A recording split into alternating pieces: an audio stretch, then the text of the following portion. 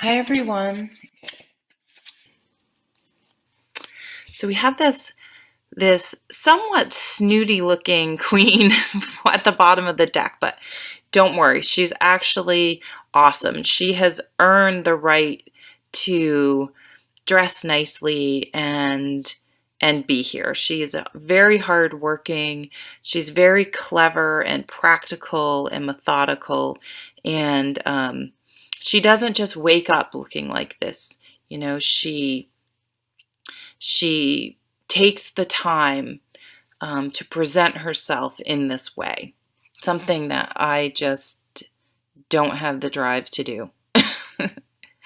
Um, so the Queen of Pentacles underlying this reading. So the bottom card can either be like a subconscious energy or an energy that's sort of going to rise to the surface, or an energy we can tap into throughout the month. And the energy of the Queen of Pentacles is just that. She's and it isn't depicted well because she is sort of snotty looking in this deck, but it's usually she's the person that makes a house a home. She's the one. She usually has a lovely garden, and you always feel welcome in her house. And there's always like maybe something cooking. And she's very much tied to the home. But, you know, in modern society, she's an excellent manager in the business world as well. And she'd put up really good systems. She doesn't have to be a micromanager because she puts up in such good systems into place. Everyone knows their job and their chores. And she just sort of supervises. You can see she's sort of up high on this, I assume, a staircase here. Supervises and just keeps things going along, and but doesn't need to anymore micromanage things. That would be the negative side of her. So being organized, sort of planning this month and being organized about what you want to do, and sort of just planning it out so that you just have to sort of go through the month and know how things are going to flow, instead of sort of dealing with things as they come, like trying to anticipate and sort of saying, how do I want May to go? Here are the things I want to accomplish. So, you know, I'm in the Northern Hemisphere, so I want to start really planning if I'm going to garden this year, or planning my trips, or planning, you know, for summer. What do I want to, you know, just thinking about those types of things and start making a plan, having a plan. So there are a lot of very positive cards on the table. We have the Four of Pentacles at the top. So this is known as the Miser card, but I like to think of this as a card about boundaries. So in this card is usually about, depicts a man holding very tightly to a bunch of money, a bunch of things, a bunch of possessions. So that's another negative side of the Queen. The Anna Kay Tarot has a wonderful depiction of this card. It's a man, and he's huddled on the ground with like bags of money and things. And there's literally a stone wall, and his wife and kids are on the other side of that wall, sort of frightened and concerned, while he's turned the other way, bent down, huddling over, hugging almost his possessions. And so that's obviously a case of your priorities not being right, and your boundaries being way too strong, to the point where you're excluding your family because you're so intent on protecting things. Now, of course, boundaries can go the other way, and you can allow people to walk all over you. You could just be allowing that wall wouldn't have to be there, and you could have everyone in town coming and taking your stuff.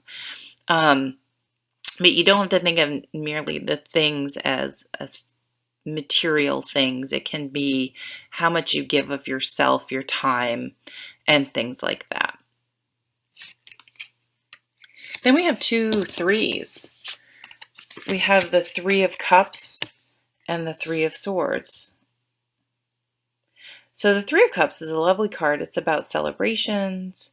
There are lots of celebrations. There's Mother's Day, graduations, Memorial Day, all sorts of things. So it could just point to an event coming up like that. Having supportive friends or supportive group around you, whether at work or in your personal life.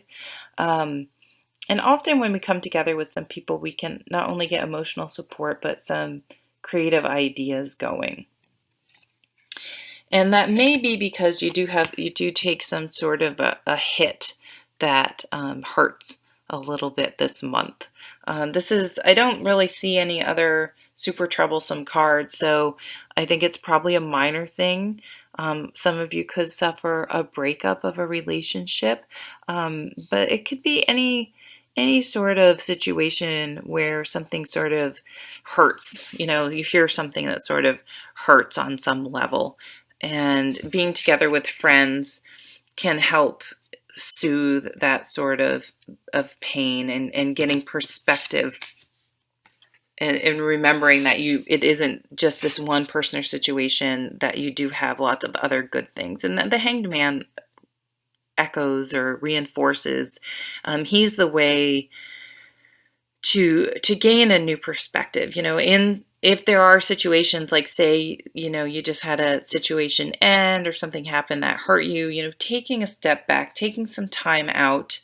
And of course, there's a grieving process if something happened that hurt you, and, honor that process. It's a process for a reason.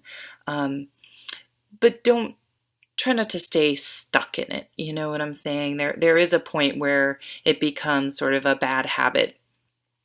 And the hangman's like, well, you can either sit there and be like, this sucks, this sucks, this sucks. I didn't want this. Why did this happen? Blah, blah, blah, blah. Or you could say, you know what? Okay, it happened. I've gone through the process of sort of grieving, but okay, so here I am. So are there new opportunities? Is there wisdom to be had in this situation? Can I take lessons from this and move forward? Can I look at things from a different perspective and gain some enlightenment, which is what this symbolizes, and moving forward? You have 2 knights here. So things are changing emotionally and how you think about things. So I really feel like you will take whatever the situation is. And again, I don't feel like it's a big thing with the 3 of Swords.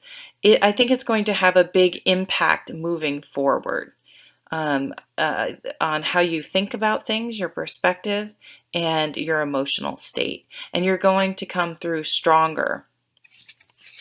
Because then we have the Victory card, the 8 of Pentacles, finding that which feeds your soul. This situation may prompt you to really think about, well, maybe I've been doing things for other people, and maybe I need to do what fulfills my soul. And it may prompt you to find something. And it results in a more balanced life. And I always joke that the Temperance card I'm a Sagittarius, is the card of Sagittarius, as is the Hierophant. But that this sort of haunts me. But whenever I'm living a more balanced life, oh my God, I do feel so much better. I don't know why I resist it. It doesn't make any sense because it's really a positive card, but it's so hard that I don't know, I'm like, oh, I need to have more balance. So try not to let it stress you out. And again, she's able to bring balance because she's methodical and thoughtful and plans and just puts everything in place and then follows her plan. It's kind of that difficult and that simple, It's just about actually doing it. And then we have these other 2 cards flip out. We have the 2 of Swords and the 7 of Swords. So I feel like you had a difficult decision to make. and which was this. And probably because of someone else's behavior in the situation. And so you had to make a difficult decision. But this decision is going to bring more balance. It's going to bring victory, balance, changes, positive changes in emotions, positive changes in how you think. You're going to feel more grounded and in charge and on top of your life. So if you have a tough decision to make, this month, you have to do what is best for you in your heart. You can't please everyone, and just know, but making the hard decision, making the right decision, not the easy decision. That's it. Will greatly benefit you in the long run. It'll bring more balance. It'll help you find that which feeds your soul, and you'll be victorious. And you have a lot of support around you to help you through this time. So thank you so much for watching, and I'll see you at the next reading. Take care.